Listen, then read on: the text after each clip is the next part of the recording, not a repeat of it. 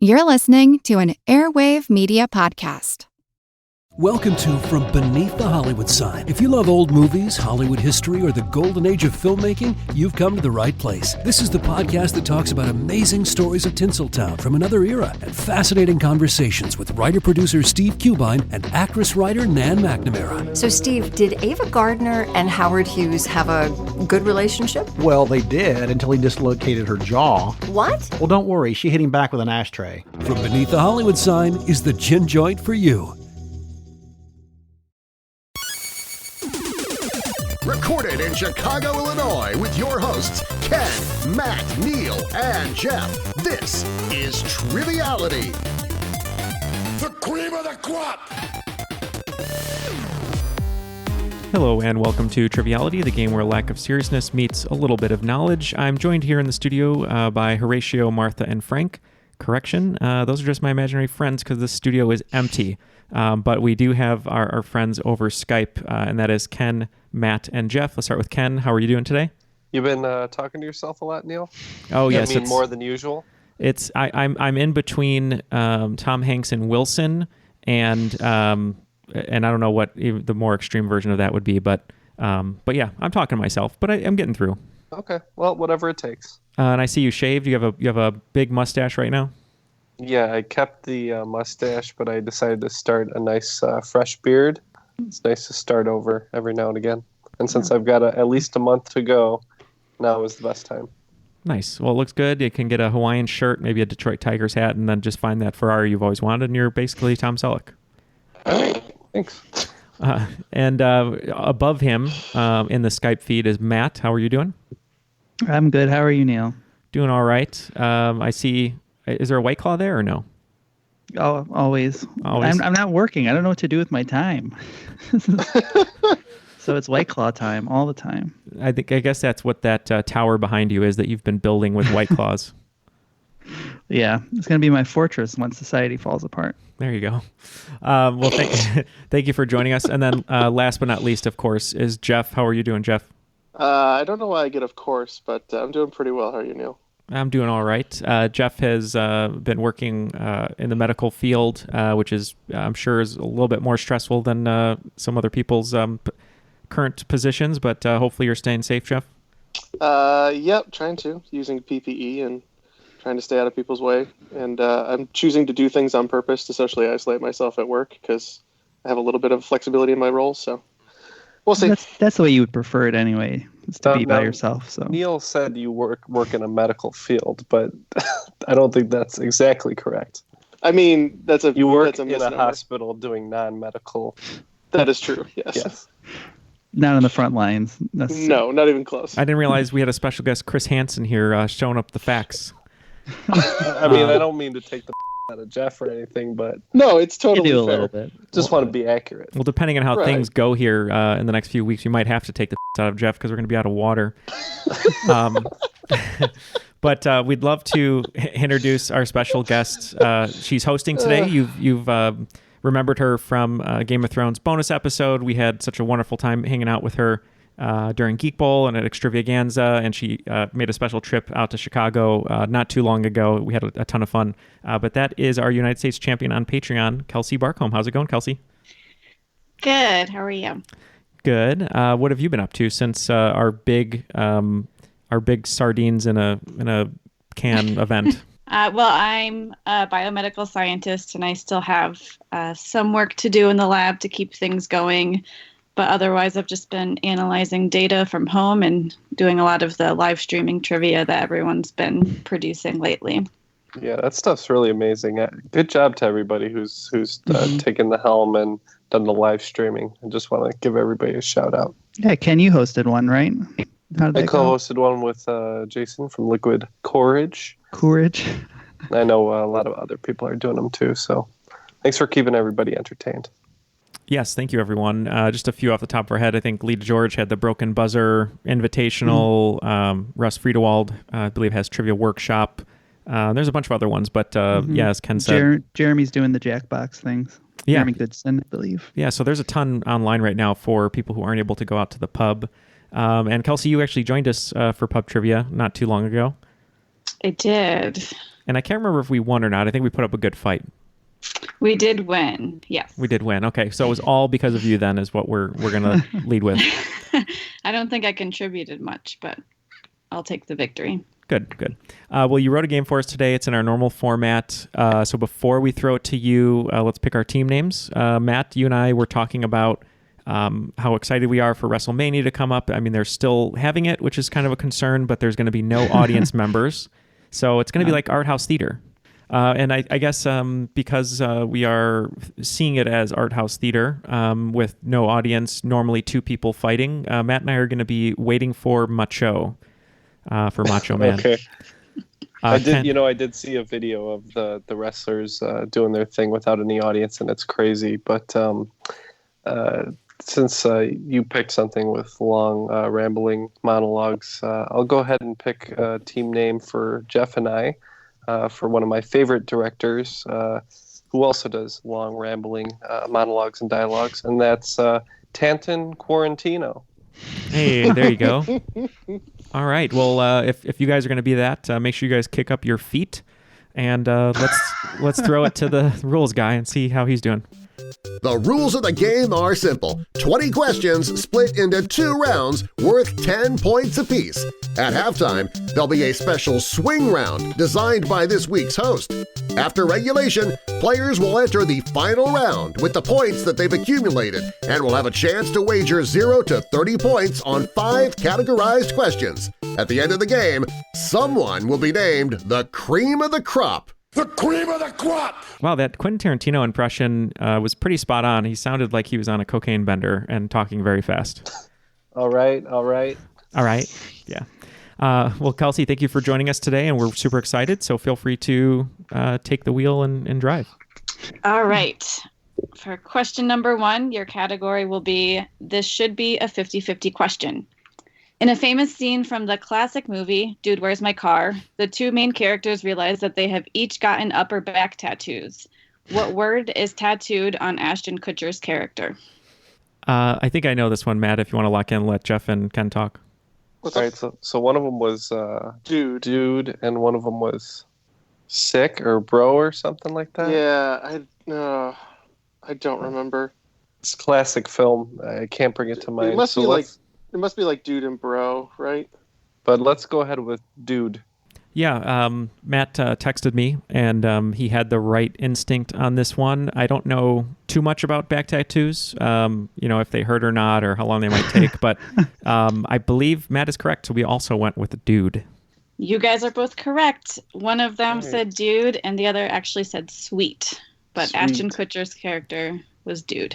Yeah, that was like the big part of the trailer was just them 2 back and forth. Going, what's mine say? Dude, sweet. And that's all I remember about the movie in general. And I guess the car, isn't it like parked across the street? Has anyone seen it? It's very close. Spoilers, man. Come on. Oh, okay. Take it easy.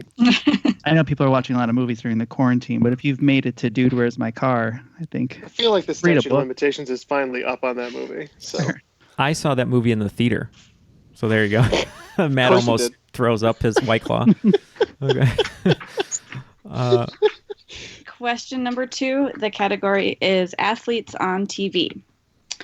The 3rd season of Westworld recently debuted, introducing a number of new characters, including Giggles. Giggles is portrayed by what NFL running back who was drafted in 2007?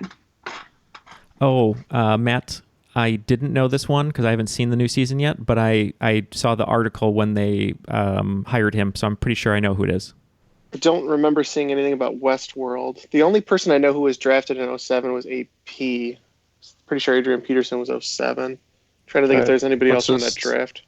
I mean, let's just go in with that. We have no idea. So yeah, we can lock in with Adrian Peterson. I think Peterson was 06, to be honest. Yeah, Matt would know better than I would on that. Matt and I had the same thought. I haven't seen the new season. I actually haven't watched the 2nd season. I really enjoyed the first one. But I was watching Brooklyn Nine-Nine the other day, and this same athlete was on that show. And when I looked up what else he had done, I saw that he was signed on to the show, and I believe it's Marshawn Lynch. It is Marshawn Lynch. There we go. Waiting for Macho. Waiting for Macho. I was going to say, does his SAG contract require his payment in Skittles? Probably. All right, question number 3. The category is nerd. The titular aardvark on the TV show Arthur has what PBS-approved last name? Oh, why can't I remember this? Oh, no. Wow. Every time I see that gif of Arthur holding his fist really angrily. Yeah, I love that one. I think of Ken because he likes it, and then that's what I think of when I see it. Okay, we're locked in because Neal doesn't know, and I have a guess. All right, well, I really don't know, Jeff. So if you want to just guess, his last name is Aardvark, but something's in my brain, but I'm not going to get to it, so. Yeah, I think his last name goes along with having fun not being hard if you have a library card, because I believe his last name is Reed. That is correct. His last name is Reed. That's right. Nice job, Matt. I had no idea on that one. I used to watch so much Arthur, and I was way too old to be watching Arthur at the time, but my sister would be kind of in the room, so I'd be like, we're watching Arthur, but I would just watch it. It's a good show.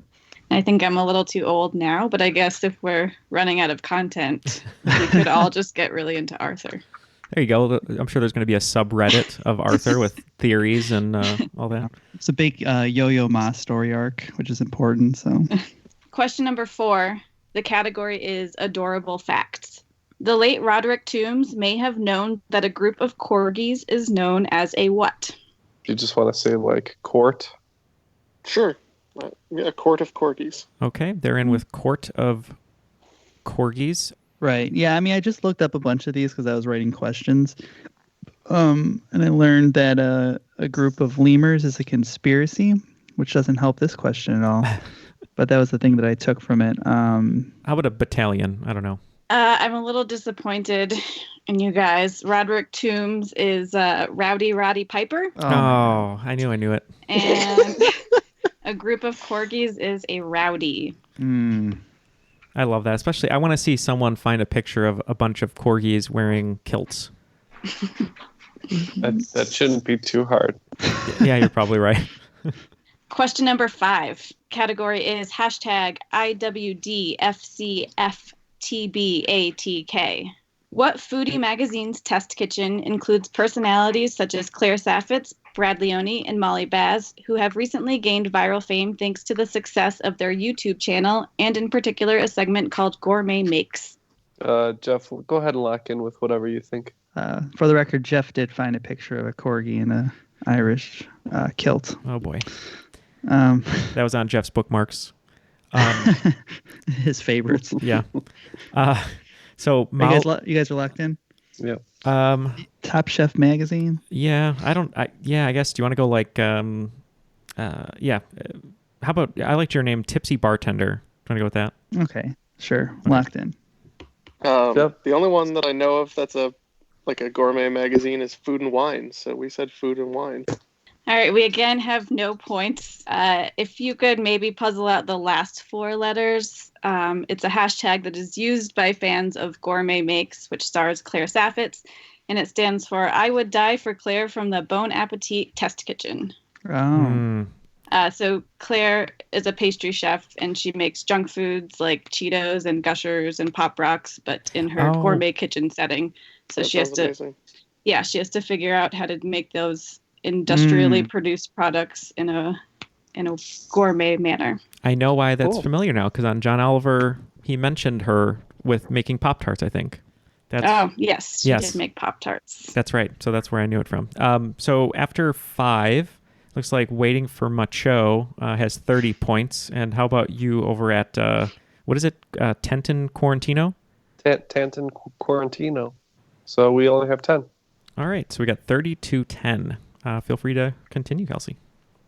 Okay, question number 6. The category is Latin acronyms. Prescription drug labels often use Latin-based acronyms, such as IV when a drug should be taken intravenously. How should you take a drug labeled PO, as in puppy otter? Well, I know Jeff and I take quite a bit of medicine, so let's see if we can figure this out.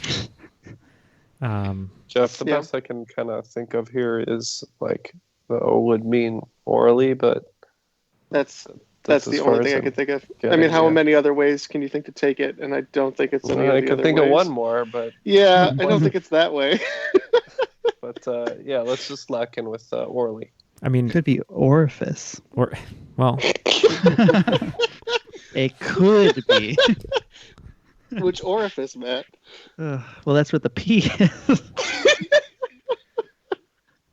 do you want to do? What if we just lock in orally, and then we'll see if Kelsey makes us be more specific? That's probably, yeah, I think it's wrong, but we can lock in with that, sure. Okay.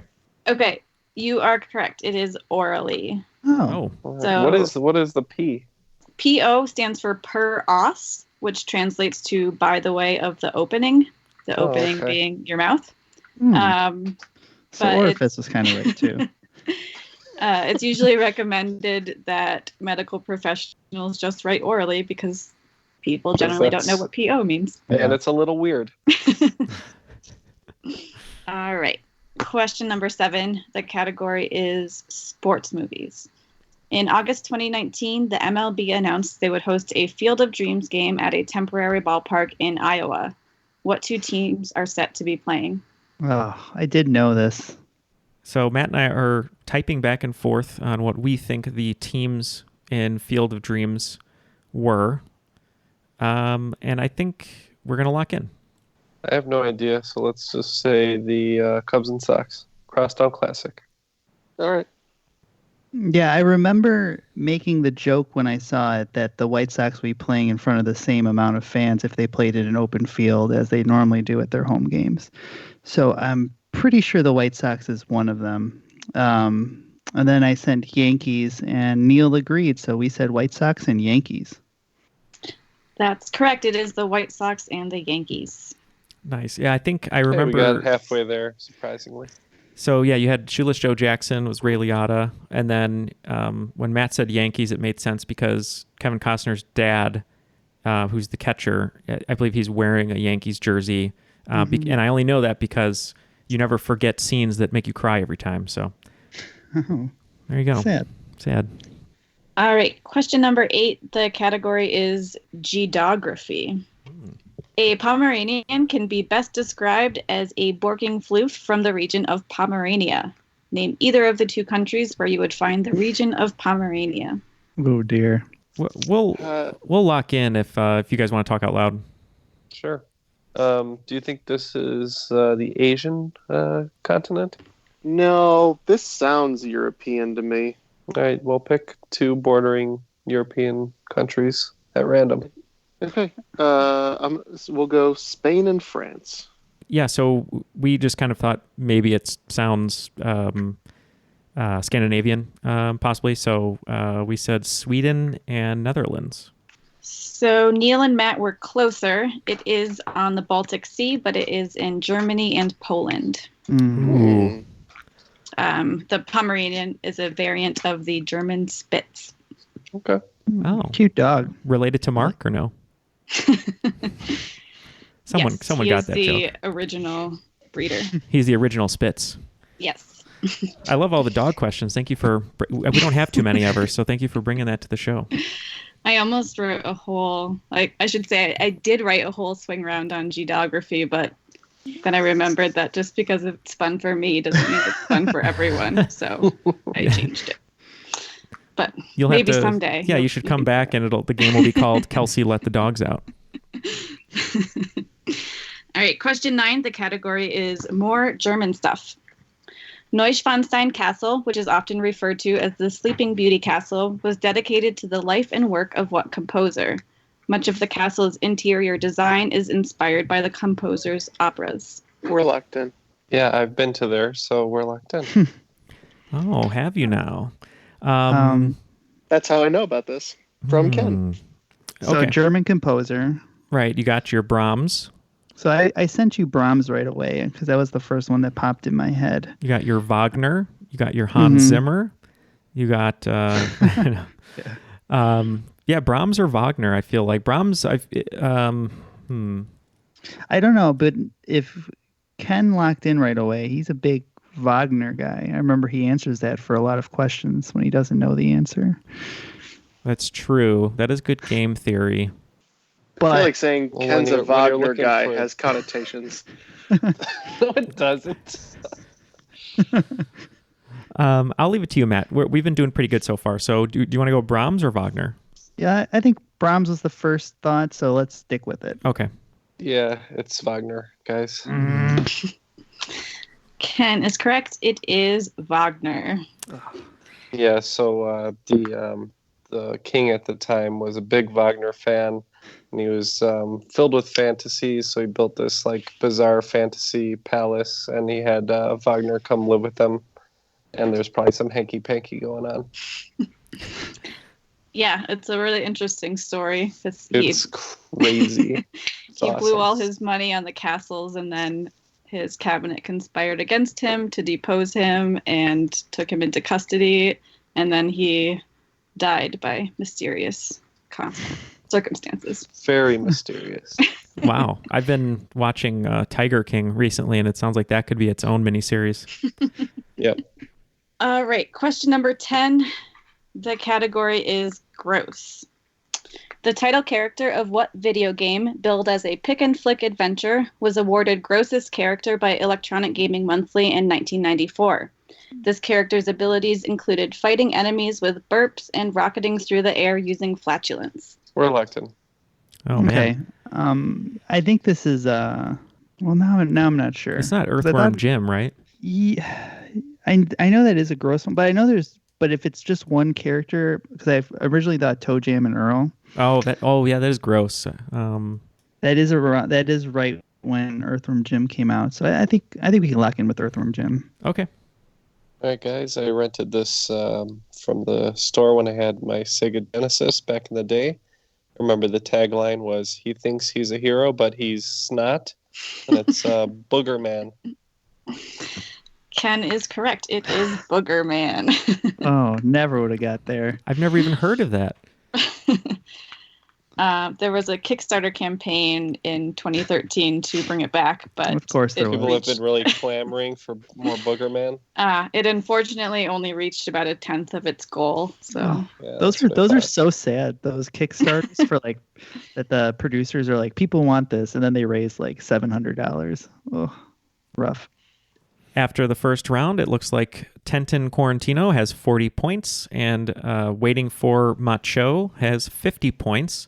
So right before we throw it to Kelsey for the swing round to see what she has in store, just wanted to let everyone know to join us over at the Crop, where you can interact with people just like Kelsey, who are pretty active on there. And it's always fun to interact with all the other listeners of the show. And also sign up for guesting or hosting, which we will have quarterly sign-up forms over there. So just make sure to kind of join the Crop and hang out with us. It's a fun time over there. And if you don't want to go in the Crop, or you do, hit us up on Instagram at TrivialityPod and see some pictures that Matt posts, maybe at like 2 a.m. Right, Matt? After 10 White Claws, you're right. There you go. Kelsey, what do you have in store for us today for the swing round? all right, the swing round is on musical samples. For each question, I'll give you a song title, and you have to identify the artist that was heavily sampled in that song. For example, if I said Anaconda by Nicki Minaj, you would say Sir Mix-a-Lot. And just for clarity, all of the samples are pervasive enough that the songwriter for the original song also received songwriting credit on the new song. So they're all samples heard throughout rather than just a quick reference. Okay. Awesome. Okay. Number 1, Wild Wild West by Will Smith. Number 2, Fantasy by Mariah Carey. Number 3, Mo Money, Mo Problems by Notorious B.I.G. Number 4, Can I Kick It by A Tribe Called Quest. Number 5, Rapper's Delight by Sugar Hill Gang. Number 6, You Can't Touch This by MC Hammer. Number 7, I'll Be Missing You by Puff Daddy. Number 8, Beautiful Girls by Sean Kingston. Number 9, Clumsy by Fergie. And number 10, You Need 2 Answers. And the song is All Summer Long by Kid Rock. Okay, all of our answers are now locked in, so we'll go back to Kelsey to hear the clues one more time, and we'll give our answers. Okay, number 1 was Wild Wild West by Will Smith. But yeah, this one I'm almost 100% sure. I believe it's Stevie Wonder. And Jeff, we did not have this one, right? No, we did not. So we said Celine Dion. It is Celine Dion. Oh. No, it's obviously Stevie Wonder. The song is I Wish. I knew it was Stevie Wonder for 100%, but when you said Celine Dion, I was like, oh my God, I was wrong. You convinced me. She is Wiki Wild Wild. There you go. Number 2 is Fantasy by Mariah Carey. This one, Matt and I, we know this song very, very well. I used to listen to Butterfly on repeat, but I could not think of who it would sample. So we just picked someone from that era, from like the 70s. We think a lot of these are 70s inspired. So we said Gloria Gaynor. We said whoever did that song from The Neverending Story. So this is actually a sample of the song Genius of Love from the Tom Tom Club, who was an offshoot of the Talking Heads. Oh, yeah. It's a good song. It's probably one of the harder ones, but I really like the original song and the Mariah Carey version. All right, number 3, Mo Money, Mo Problems. Yeah, we know the sample is the songs I'm Coming Up or I'm Coming Out, something like that. We're not 100% sure on the artist, but we said Donna Summer. Yep. We definitely know that it's I'm Coming Out, and I think you're close, Matt, but I think it's Diana Ross. It is Diana Ross. Yeah. Number 4, Can I Kick It by A Tribe Called Quest. Yep. Love hip hop. Tribe is one of my favorite groups. I'm pretty sure this is Lou Reed. And this is another one that we had no idea about, so we said Britney Spears. It is Lou Reed. Number 5, Rapper's Delight. This one, again, where we weren't really sure. We know that Rapper's Delight's late 70s, early 80s, so we just picked a band that was making music before then and said the Bee Gees. Yeah, the bass line kind of sounded like Another One Bites the Dust to us. I don't think it's that, but we're going to say Queen.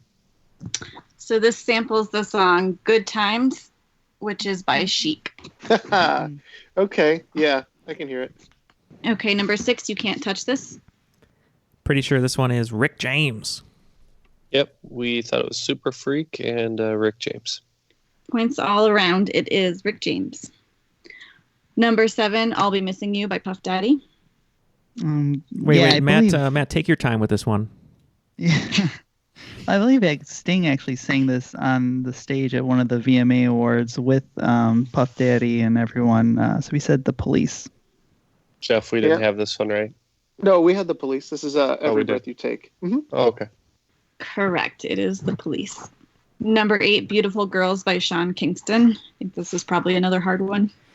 Yeah, I know the song really well. We couldn't pull it. We just know that there's sort of a Motown beat in the background. So we said, let's just go with a Motown group. So we said The Temptations.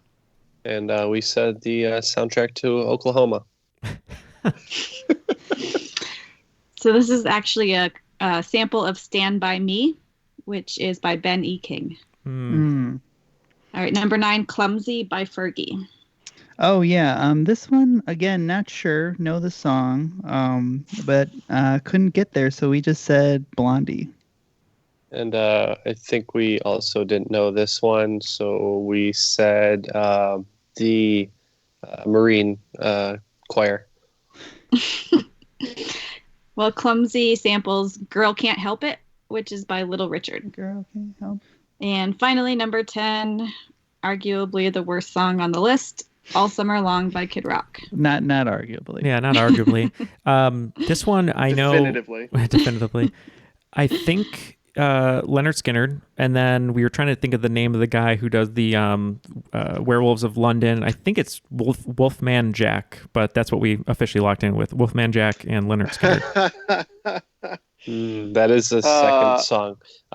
It's Warren Zevon in that case. Yeah, but we only had Leonard Skinner. Yeah. Yeah, with your powers combined, you got the two. It's Leonard Skinner and Warren Zevon. Yeah.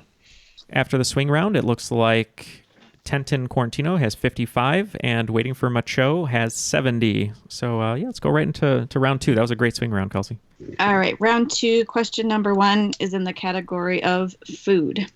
Tahini is a puree of what plant product, which Mitch Hedberg wondered why we never let grow? We are locked in. Are you locked in through the Mitch Hedberg, or through actually knowing what tahini is? I'm locked in 2 ways. Okay. I've seen people used tahini that Ken and I know, but I don't know much about Mitch Hedberg. My only Mitch Hedberg is from Phil, and Phil knows it like by heart, but I don't think I've actually ever listened to Mitch Hedberg other than through Phil. So I think he has a bit on asparagus and how it's just a stalk and you eat it as it's just a stalk. Why don't you let it grow? That sounds familiar. I don't know if that's right. I could just be making it up. That's more than I have, though. But yeah, I guess we can lock in with asparagus then. Okay. The question that was really on Mitch Hedberg's mind, though, is what the is a sesame? So sesame seeds. Ken got it there. It is sesame seeds. All right. Question number 2. The category is TV.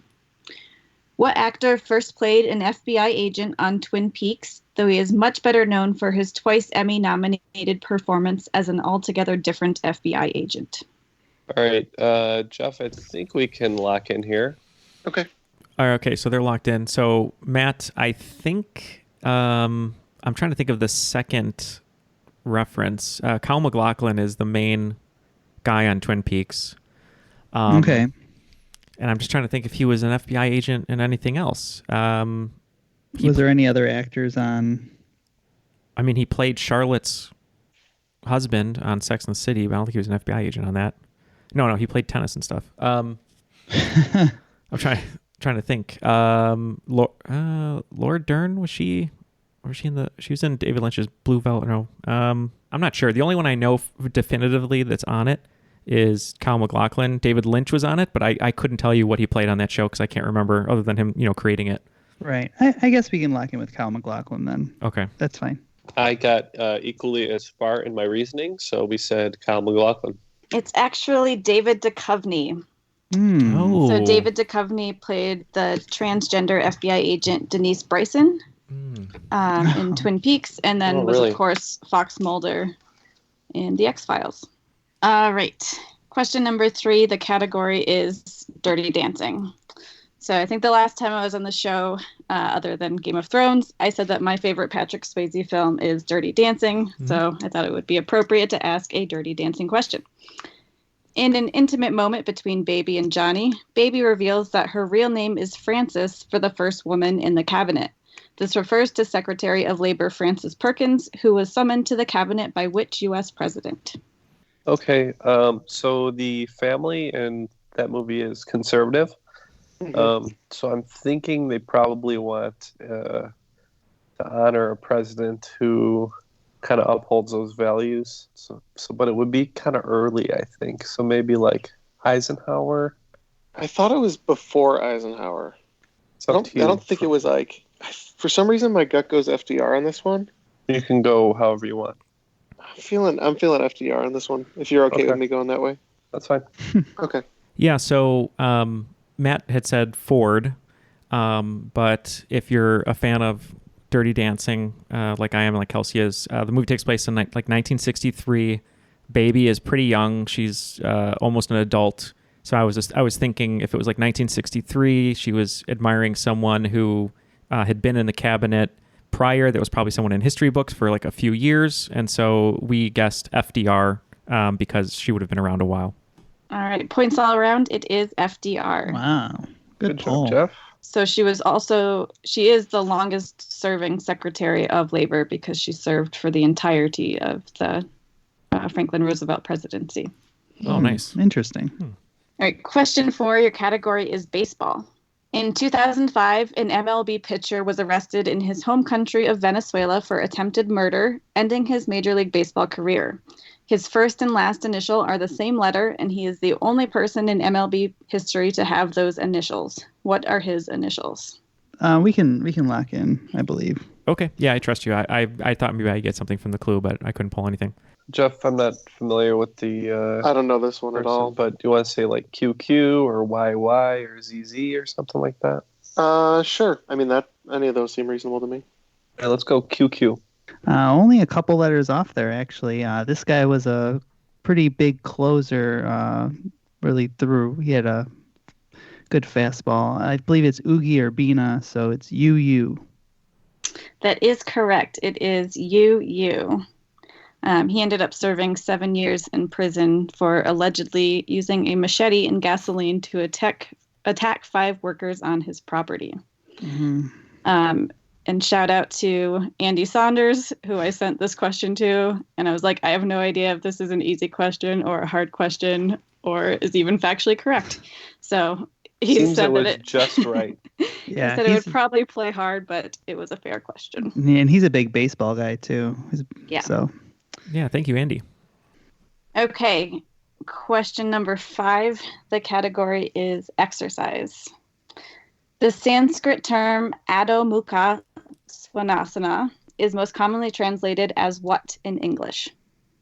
So they're locked in exercise related. You wrote yoga. Adho Mukha. So three words possibly. I'm just trying to think of something exercise related that's like. Yeah, I was trying to think of it in the Sanskrit terms. That'd be something that would probably originate then. Maybe. Yeah. Well, I thought maybe it would originate out of the Middle East or in Eastern philosophies. So that's why I said yoga. Yeah, and I don't think it wouldn't be namaste because it would be that'd be a different language. Yeah, that's the better than anything I can come up with. I was trying to think of like lifting weights directions or something like, bend your knees or something. But I think it's like CrossFit. Yeah, right. It's Orange Theory. Yeah, do you want to let's just go with that with yours with yoga, Bikram yoga. Okay. Yeah, Bikram yoga. Okay, I think this is the name of a yoga pose. Specifically, I'm not sure which one it's referring to, but it ended with, I think, Shavasana, which is the word for pose, I think. So we're just going to pick a common pose and say it's downward facing dog. That is correct on Ken's part. It is downward dog. So the word asana is referring to pose. So anything that ends in asana is a specific pose. Kelsey's bringing the dog heat today. I was going to say we should have went with the dog. I promise this is my last dog-related question. That was been doing that bedroom yoga through the quarantine. So,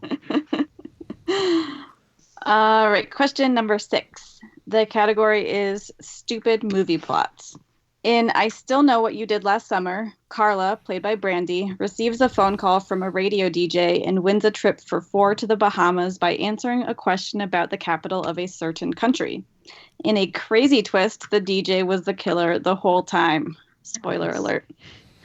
They should have seen it coming, though, because Carla answered that geography question incorrectly. What country was she asked to name the capital of? And notably, the capital is only the 3rd largest city in that country. All right, Matt. I saw the first I Know You Did Last Summer on a bootleg VHS in a person's living room, but I saw the second one in the theater, and I was a big Jennifer Love Hewitt fan, and I remember what the question was, so we can lock in. I'd say was a big Jennifer Love Hewitt fan. I think you still are. Guilty. Jeff, I can't get this from the movie perspective, but if you know a country where the capital is the 3rd largest city. It's not Germany. France. Sorry, just running through a bunch of countries. This is going to be a guess, so let's just say Canada. Yeah, probably a fool's errand. Yeah, sounds good. All right. Yeah, this one, I remember when I saw the movie, it's kind of reminiscent of Scream when they ask who's the killer in Friday the 13th, and then Drew Barrymore says Jason, but it's Jason's mom, Pamela. Mm-hmm. And in this one, they ask, what is the capital of Brazil? And I, for one, can never remember the exact capital. Excuse me. I think it's Brasilia, isn't it? Or something like that? Maybe. I think she might say Rio de Janeiro. I can't remember. Yeah. No. Rio and Sao Paulo are both bigger, but it's definitely Brasilia. All right. Yeah, you guys had all the information there. It is Brazil. She says Rio de Janeiro, but the actual capital is Brasilia, Brazil. Question number 7. The category is theater. The Eugene Trilogy is a set of 3 semi-autobiographical plays by Neil Simon that each reference a geographic location starting with the letter B. Name any 2 of those locations. I think we talked about this in some respect on a previous episode. But Jeff, I can guess if you want. That would be great. I don't know this at all. Okay. Yeah, so Neil Simon, he wrote a play about Yonkers. Okay, not a B. Not a B, but A play called Bonkers would be fun. Yeah, right. But there's the Neil Simon Theater in New York. A lot of New York history and whatnot. The Odd Couple.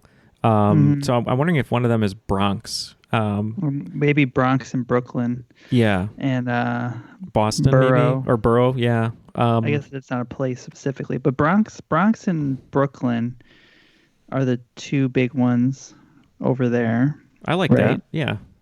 Let's go with those two. I also guessed Bronx and Brooklyn. You guys were on the right track. The 3 plays are Brighton Beach Memoirs, Brighton Beach being a neighborhood in Brooklyn, Biloxi Blues, and Broadway Bound. Oh, Broadway. That's another one. Without knowing the plays, it's a lot harder, I admit. All right, number 8. The category is dames. Fashion icon Leslie Lawson is more commonly known by what nickname which referenced her thin physique in her youth? Jeff, I don't know this person at all. So, all right, we're guessing Slim Jim. Slim Jim. So when you think of fashion icon with a thin physique, my first thought goes to Twiggy, former model and future host and judge on America's Next Top Model. So is that cool with you, Matt? Yeah, I think there was also a Twiggy in Limp Bizkit, maybe. One of those bands. I can't remember now. Korn? I don't know. But you're probably right. Let's say Twiggy. The answer is Twiggy. All right, Neil. Yeah, I've been watching America's Next Top Model with Colleen over again, so she's on a bunch of them. Okay, question number 9. The category is podcasts. Jesse Thorne serves as the bailiff in the fictional courtroom of what podcast that adjudicates real but often meaningless disputes between friends and family? Oh, man, I listen to a lot of Max Fun podcasts, and I'm pretty sure they advertise this one on there a lot, and I don't know if I'm going to remember it. Should we say Mock Trial with Jay Reinhold? Ooh, I love Mock Trial. All right, Mock Trial. And the William Hung jury. We're going to say Mock Trial. It's like what the marriage ref should have been. It's more or less. It's just but I'm not going to remember. Well, the not name. a Tom Papa fan? Not so much. Have you ever dissed Tom Papa on your own podcast? I know I have. Who is Tom Papa? It's a comedian. Oh, okay. And in Italy, is he Tom Papa? I believe so. Yeah, I have no idea, Matt. So whatever you say is definitely better than what I'm going to come up with. Yeah, and we're not going to get there. So I don't know. Let's say Chrissy's Court for the Chrissy Teigen new Quibi show where she is a judge. No points. Matt was on the right track. This is a Maximum Fun Network podcast. It is Judge John Hodgman. Yeah. Starring comedian John Hodgman. Oh, he's I like John Hodgman. He's great. Was he PC? Yes.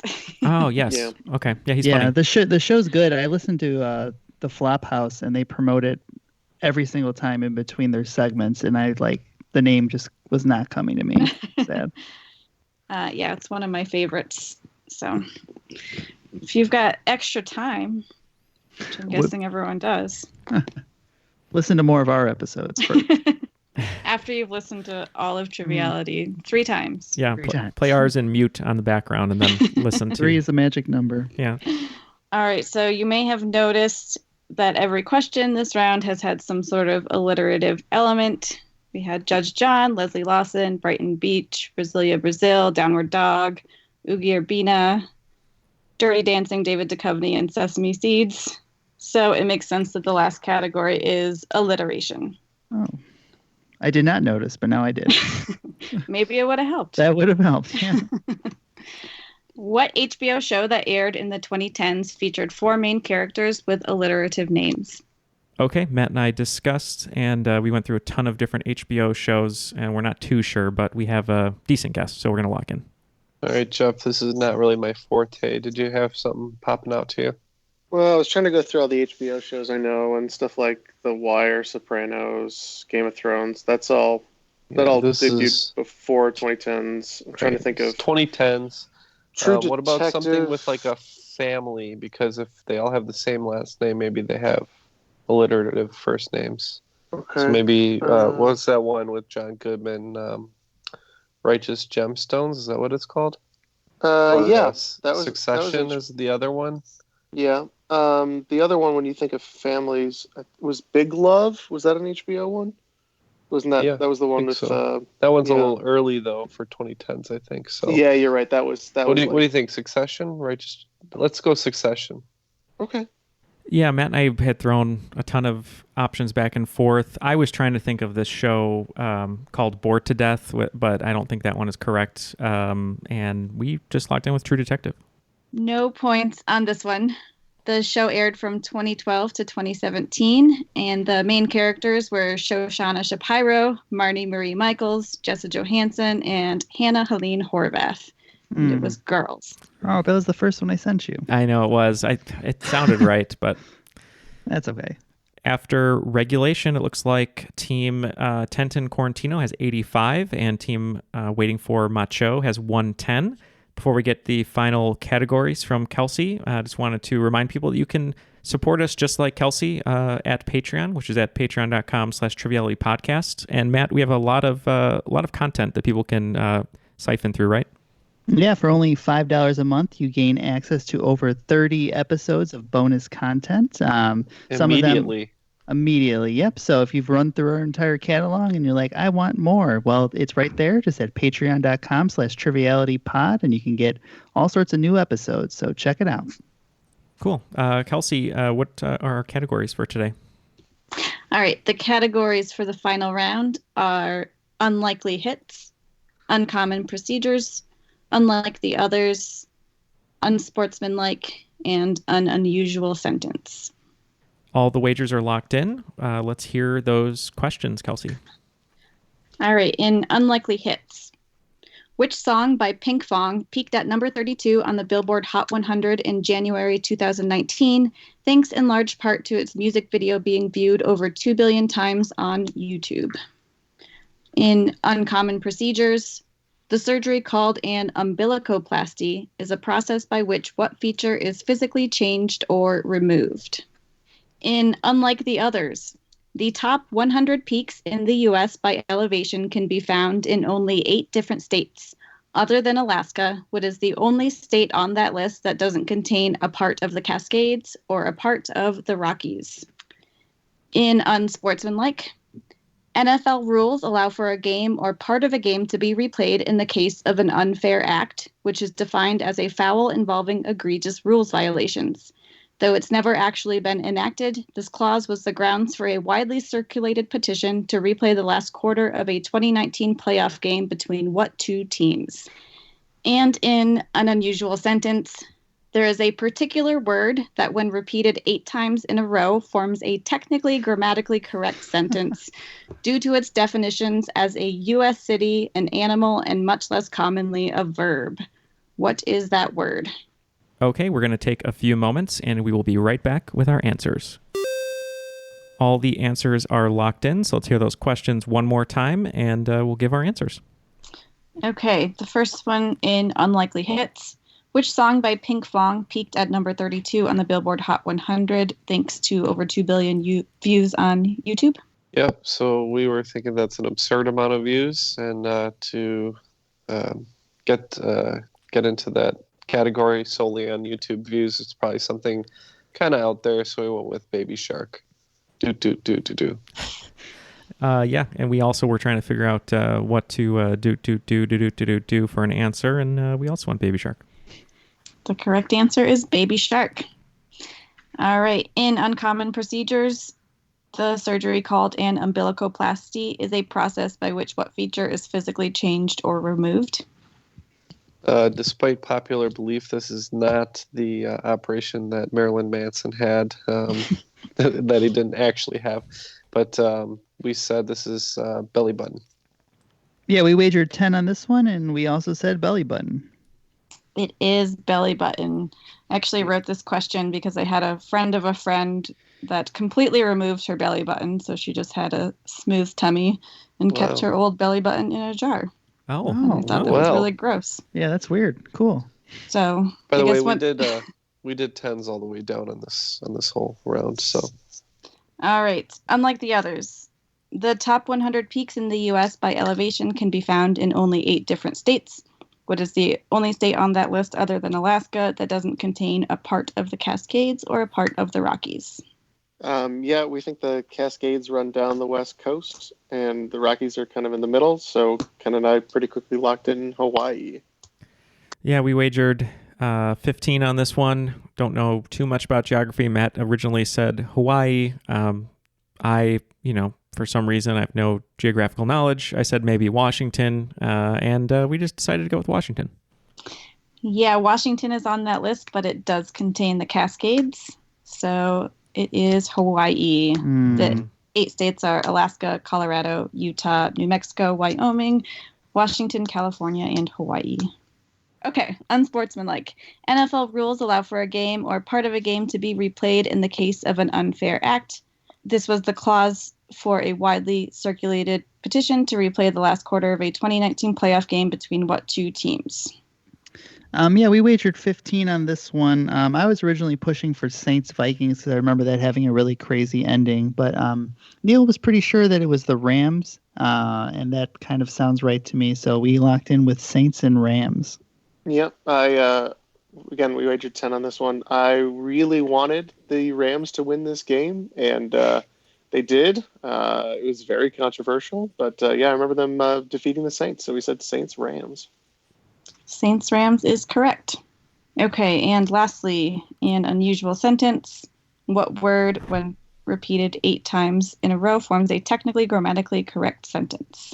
Yeah, we wagered 10 on this one, and we're pretty sure that the Buffalo of Buffalo bully other buffaloes from Buffalo, or however that works. We said Buffalo. We also went with Buffalo.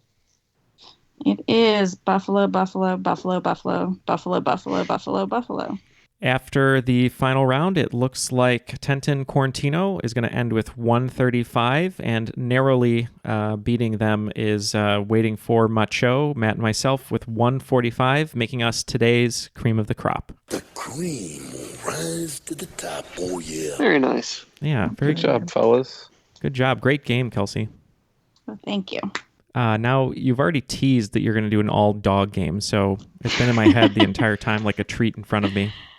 I would be happy to do an all-dog game. Well, it's funny because I posted on The Crop, where you can reach us at facebook.com/The Crop. That's probably not the right link, but whatever it is, you know where to find it. And I said that I was going to be writing a bunch of questions, and Kelsey did say write some dog questions. So I definitely have written like 5 to 6 dog questions that are coming up. So be on the lookout for more dog questions if you like that. A lot That's of a dog great action theme. in the future. Let's get ready. It's a dog world. Yeah. So Kelsey, anyone you'd like to give a shout out to, or anything you'd like to tell us before we let you go? Yeah, thanks to all of you guys. You make a great podcast, and I'm always happy to come on and hang out with you. And thanks to my playtesters, in particular, fellow crop top Dustin Resch, who actually lives only about 5 miles from me, but it took the Triviality meetup in Las Vegas to bring us together. And my best friend Joanna, who was the co-host on my college radio trivia show about a decade ago. And she's actually not that great at trivia, don't tell her, but she did listen to all my questions and give me some good feedback. So thanks to both of them. Very nice. And I think we will work on those crop tops, right? Yeah, we probably have to. Yeah, I mean the Top yeah, crop I know tops. Dustin really wants a crop top. So Right. The people want Dustin in a crop top. That's the more important thing.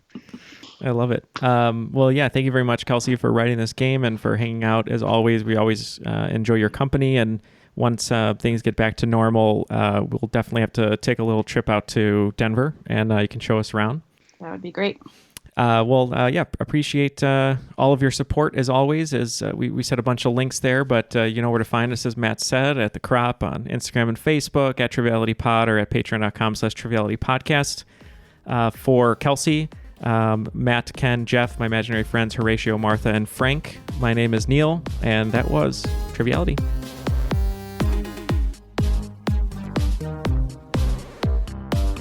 See, and Brandy would have survived if she would have just been sitting up in her room. Well, She should have known that boy was mine. Is that how that works? I don't know.